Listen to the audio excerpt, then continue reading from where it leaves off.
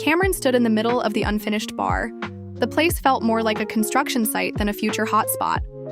How am I supposed to get people in here with it looking like this? The bar was a mess, and he had no money left to fix it.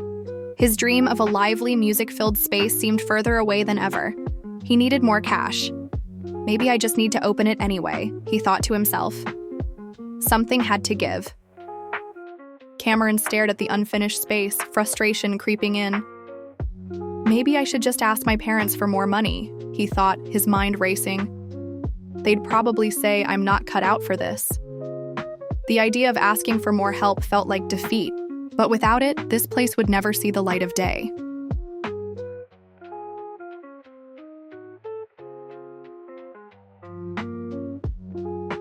When he got to his parents' house, he found his dad, David, in the study talking to his little brother, Denzel. Son, video games will do nothing but rot your brain. In my day, we just played outside for fun.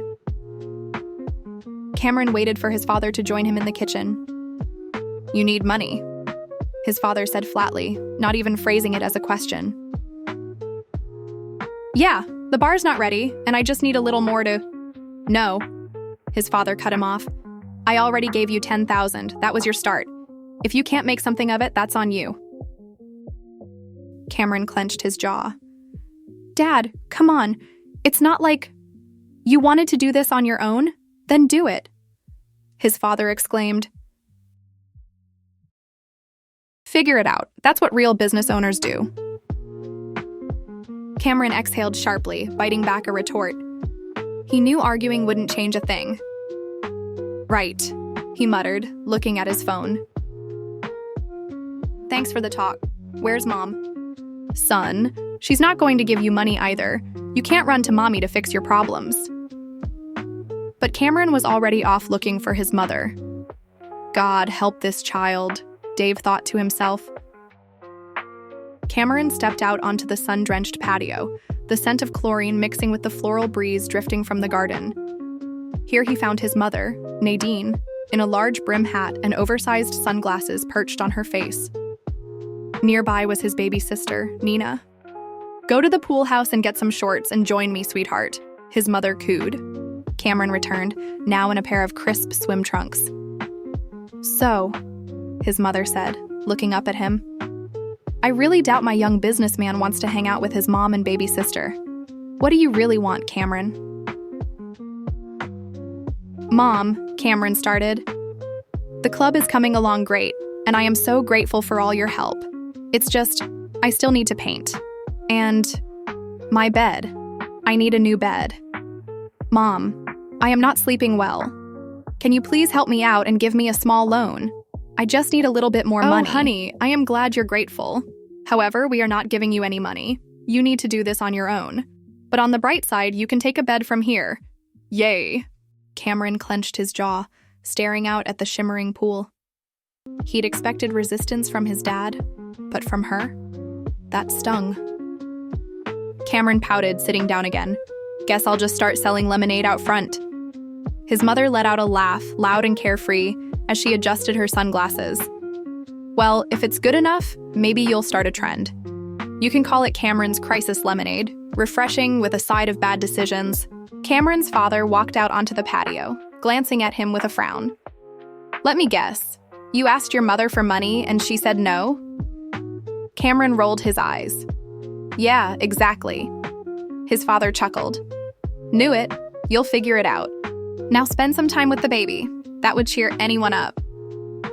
For a few minutes, the quiet weight of his sister felt soothing, the kind of simple peace that was easy to forget when everything else was falling apart. You're pretty cute, you know that? This doesn't fix anything, he mumbled to himself. Maybe a workout will help. His fist slammed into the punching bag, the dull thud reverberating through his knuckles. A surge of anger rushed through him. $10,000 isn't enough. Dad doesn't care. Mom's already done her part. And this damn bar is going to fail. Kameron landed another punch, his knuckles stinging, when the door to the gym swung open. His teenage sister, Tanisha, walked in, watching him with an eyebrow raised. Kameron glared at her, panting slightly. What do you want, Tanny? She leaned against the door frame, smirking. You know, maybe try being nice. If you want help, she continued, her voice dripping with sarcasm, maybe Jada can give you a hand. She's actually looking for a job since Mom and Dad told her she needed to do something with her life other than live in the pool house. Kameron made his way to the pool house to find his twin sister. Jada!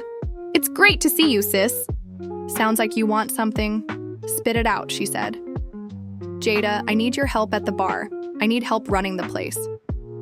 Okay, I will help you, but you're paying me, and I keep all my tips.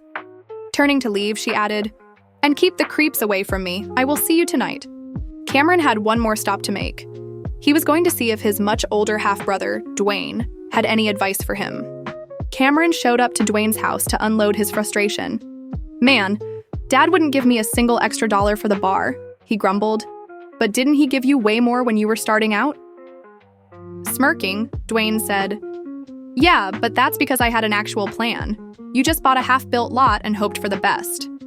Kameron scowled. So what, he plays favorites now? Dwayne shrugged. Nah, he just expects you to figure it out. But your mom also helped convince him. What? Are you serious? She refused to help me.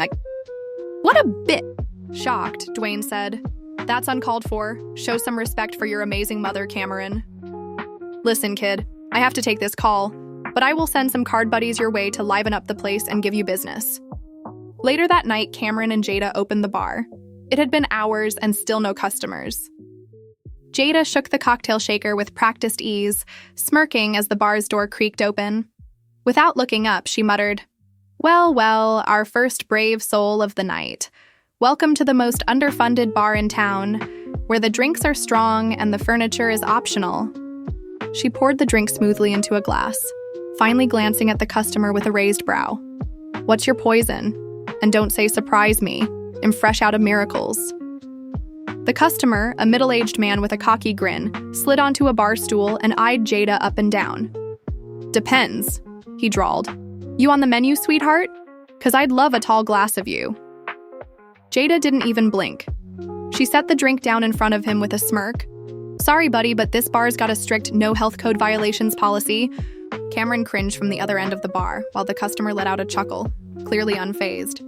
Feisty. I like that. Jada rolled her eyes and grabbed a rag. Yeah? Well, I like tips. Let's see who gets what they want first. Kameron groaned internally. Great. So this is what my customer base is gonna be? A bunch of dudes coming here just to hit on my sister? Where the hell are all the hot women? All right, this is something, Kameron thought as a poker game started. Maybe if word got out, the bar could become a real spot for late-night games, drinks, and, hopefully, better company than a bunch of dudes circling his sister. When a pretty older woman joined the card game, Kameron's eyes lingered a little longer than necessary, and she caught him staring, offering a sly smile in return. Everything all right, handsome? She teased, her voice dripping with playful charm. Just taking in the competition, he said, his smirk matching hers. You're not here just for the cards, are you? She raised an eyebrow, a hint of amusement dancing across her lips. Depends. You looking to make this game more interesting? He chuckled, stepping a little closer. I'm all for a challenge, especially when it involves more than just cards. She let out a soft laugh, her eyes glinting. Well, see if you can keep up then. As things heated up, Kameron couldn't help but think how, for once, this night might be exactly what he needed. Too bad he had no idea she was married.